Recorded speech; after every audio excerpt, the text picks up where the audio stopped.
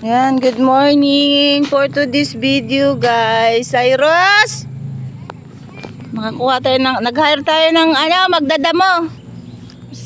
Ay, may nakita siyang dragon fruit. Pipitas na naman kami ng dragon fruit, guys. Ayan, ayun pa isa. Abot mo ba? Meron na naman tayong prutas.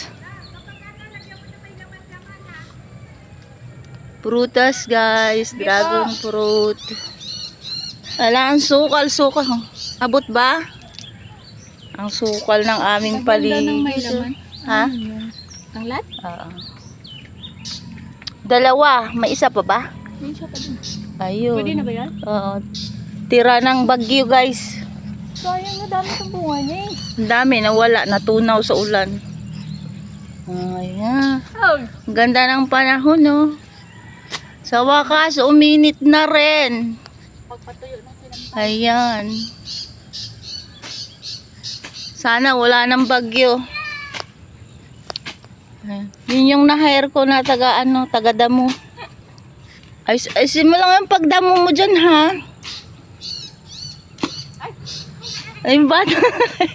Tatakot siya to, anak mo. Galing! Tapos, may karga pa ako ng isang batang batuta na to, guys. Batang umaga. Yan ang routine namin. Lagi. Ay, may bulaklak pa dyan, di ba, Bek? Ang dami, kaya lang.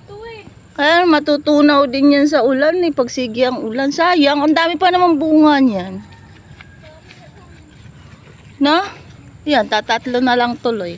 Pero okay lang, kahit papano meron.